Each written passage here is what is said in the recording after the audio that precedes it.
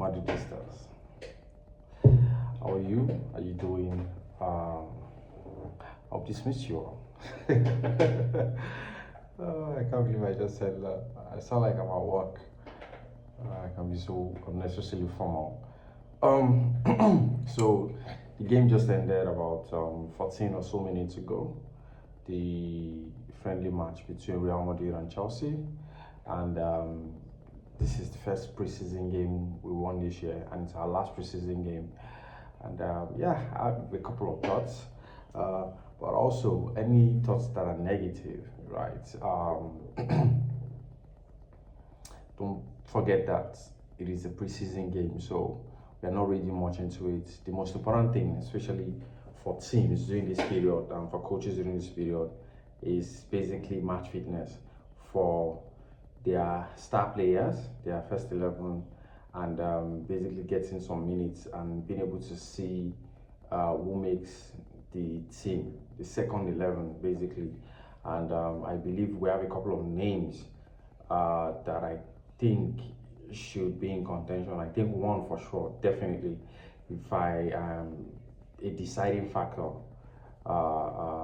One of the players I'm going to talk about later should definitely be in the first team for next year, or be in the second, in the entire first team. Maybe not the starting 11, but I'm very impressed by his play. Really impressed. Really impressed. Yeah. So if you follow me on Twitter, you know I do a lot of sharing my thoughts. I take some notes on my sticky notes here. So my feedback and reaction to the game will be divided into two. So there's the first half, and then there's the second half, and then I have a couple of announcements that I'd like to make as well. Basically, okay, let me just go ahead and do that now, and then I just focus on reaction to the first half, reaction to how the second half basically went.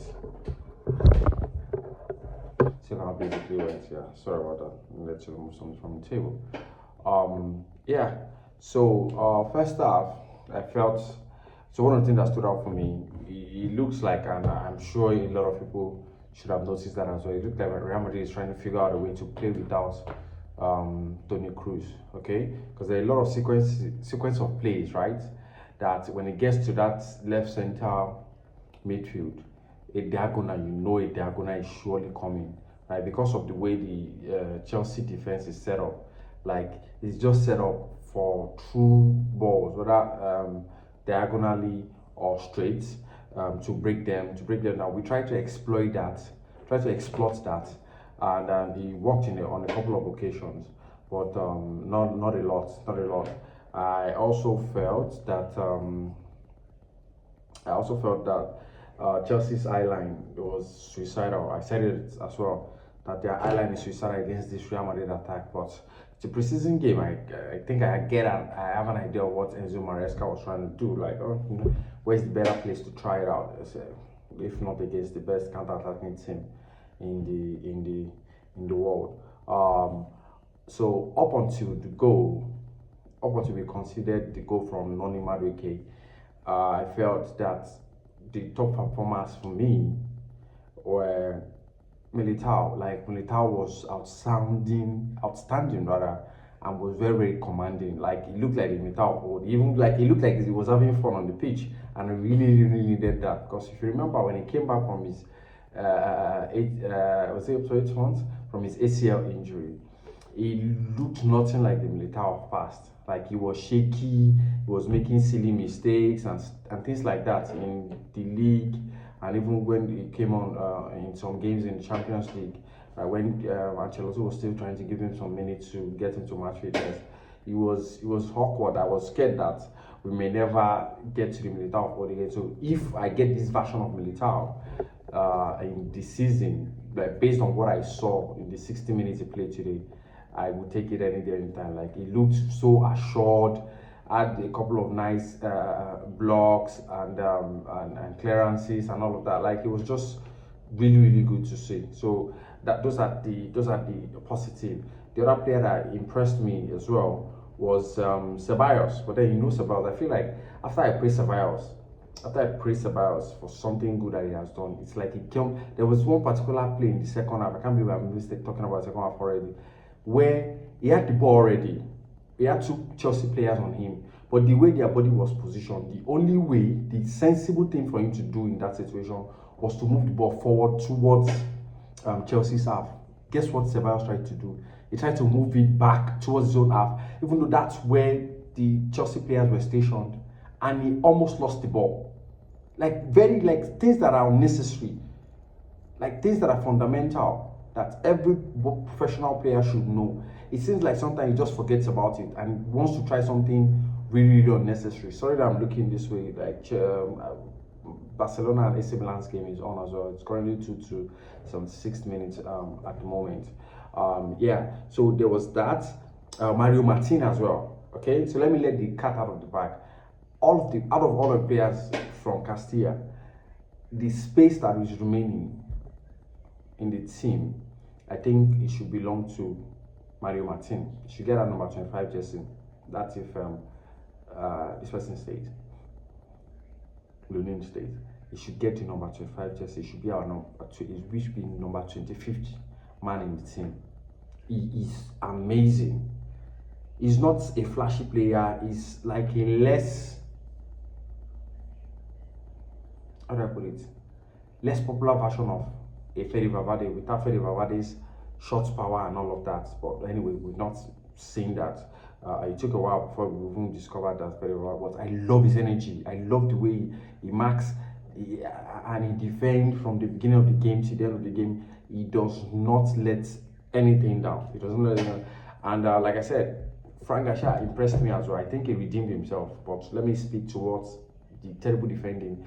As I was watching the game, right, when Chelsea had the ball on the left-hand side of the attack, which is right-hand side of our defense, and they were moving the ball towards our goalpost, right, on that left-hand side.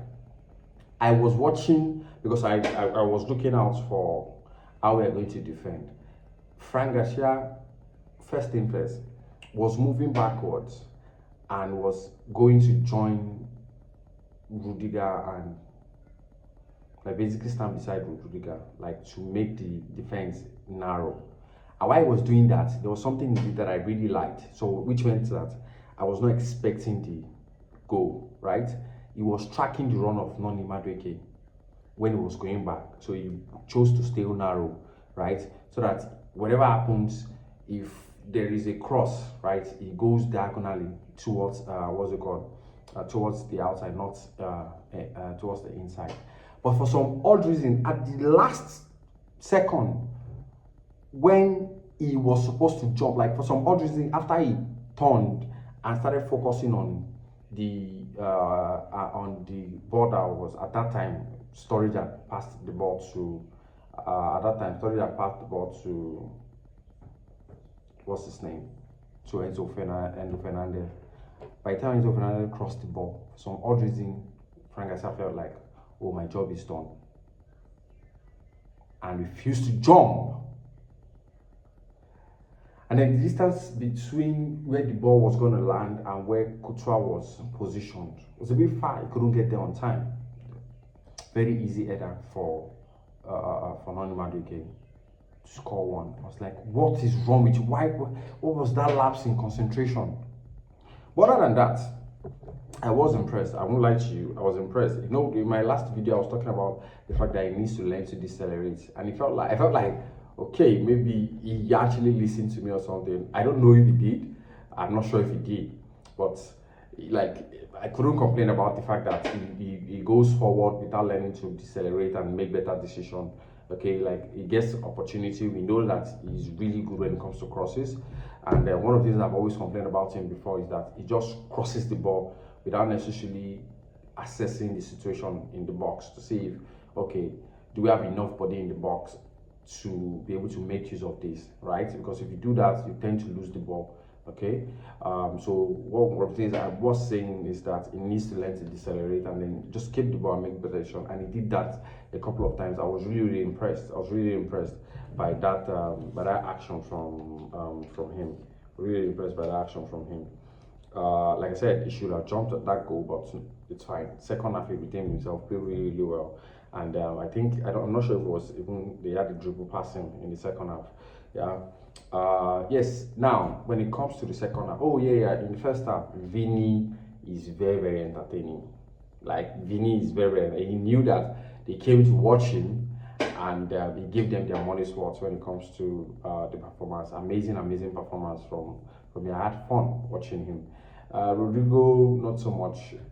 Rodrigo is being Rodrigo. Sometimes he goes AWOL in the game and you don't see enough of him. Great pass by Vinny, by the way, to set up Brahim. If you remember, he did the same thing against Girona to set up Bellingham. And Bellingham scored a very similar goal. Though Bellingham ended up on the floor when he scored his, but Brahim was on his feet when he scored this one. Yeah. So anyway, and then yeah, the first goal was. I think we should have scored that goal since we're just like making unnecessary passes in Chelsea's 6 yards, and it made no sense. But eventually, the ball rolled into the net, and I think the goal should have been given to Dani Ceballos because he touched it last. Because Jorgensen is very likely to have gotten to the ball if Dani Ceballos had not basically escorted it or added a little some sort of pressure to some force to it, so that the ball ends up at the back of the net. In the second half, in the first half as well, right? In like a number of occasions, our defense was easily split up, and I think that's because there was a lot of space. Sometimes the positioning of Rudiger and Militao, right? This is a new center. This is a new pairing because usually Militao and what's it called, Alaba, and then Militao and Rudiger and Alaba last season, right? And then Rudiger and Alaba, and when I got injured, it was Rudiger and Nacho. So Nacho is more comfortable on that side, which is funny because I felt, or I remember that's this left center half space position is where is the position that Rudiger was playing for Chelsea a lot, right? So I don't know what happened, but it looked a bit rusty to me. His decision making was a bit poor. There were some lousy passes he gave away, but we were not punished for them, so that's fine. But among the two of them, I felt between the two of them rather, I felt Militao was the more assured and the more confident in this game. It wasn't like it was a disaster of a game for Rudiger. I'm just saying, right? Like I was saying, the Chelsea were able to split our defense apart with their very swift and crisp passing sequences, really fast and easy. And then by the time we want to recover, I always notice two things before we even recover, or by the time they've split us open and they have like a 1 man or 2 man advantage against our last man, is because one, the distance between our midfield and the defense is unnecessarily large, too much, and then the distance between Rudiger and Militao too large, distance between Rudiger and Frank Garcia too much, because Frank Garcia usually in that period would have overlapped or something, because Chelsea usually just counters immediately. They win the ball from us. So the same for Lucas Vazquez to some extent, but Lucas Vazquez was very assured in his game as well, very mature. I like what I saw, especially the way he was opening up his body and receiving the ball, the diagonal balls that a lot of the Real Madrid players were throwing, significant of which came from Modric and to some extent Vinny. Have I waxed lyrical about Mario Martinez? Yes, I think he should be in the team, and I think that's what Ancelotti is trying to do. That guy deserves to be in the team. Then Valero can be the other person, because I've said it before. Valero stays, whether you guys like it or not. The next video is going to be about whether or not we need a centre back who we've looked at in the market and why it makes sense to me. I will argue for why Valero should stay, because a lot of people forget that he used to be a generational talent before his injury problems. Yeah, so we need to get him out of his head, and he becomes like a natural for us in the next couple of years. Anyway, so there's that. Yeah. And also in the second half, I just could not. So there's a difference between the first half and the second half. The first half, there was a lot of back and forth in terms of attack and defense. In the second half, we controlled more of the ball, and chief responsible officer for that was Nico Paz, which is painful because it looks like his immediate future is away from Real Madrid, right? And so, like the way he touches the ball, it looks so easy on the eye. It looks so mature and so assured, and like he's better. He played like he's better than everyone else on the pitch. I was like, amazing, amazing. In other games, it looked like really nervous and all of that, but in this game, nothing like that. It looked like he was playing to prove a point, and that point he did prove that I am good. I'm a talent, and I hope he does well wherever he is, and most especially, I hope he finds his way back. I was surprised that Brahim was handed over the player of the match award was handed over to Brahim. I think it's Mario Martin for me, actually. Amazing, like very underrated display from that young lad. I hope and I pray that he makes it to the first team. Why? Because he deserves it. Because he truly deserves it. It's 66 minutes in the match between Barcelona and AC Milan. Still 2 goals apiece, yeah. But anyway, so that's what I wanted to talk about. That's my reaction to the game. It was a fun watch. Stayed up late to watch it, so no complaints, no problem about that. I am looking forward to the likes of Jude, the likes of Mbappe, Mendy, Camavinga, Tchouaméni, and Carvajal. Yes, to return to training tomorrow. Why the team we're flying immediately, leaving Charlotte immediately tonight after the game. I think they packed everything. They'll just be heading to the airport and they sleep off there. So by this time tomorrow, they should already be settled and even have like a training session, possibly at the training session by tomorrow evening, back in Madrid. So we're prepping for next week, Wednesday, August 14, which is when we play the Super Cup against Atalanta, who's going to be without their star striker, Skamaka, who had very nasty ACL injury a couple of days ago. We hope he gets well soon. Anyway, like I said, the season is back. You're going to be seeing more and more of me. Please please subscribe. Mostly subscribe. Like, comment. Like, let me know if there's something I said that you don't agree with. Like, let's debate it. That's sort of like the point of doing all of this. I want to hear your thoughts. If you agree, there's a way you can help buttress my point as well. Please go ahead, share your thoughts. I would really love to hear from you. Don't forget, like, subscribe, and till I see you again. Hala Madrid.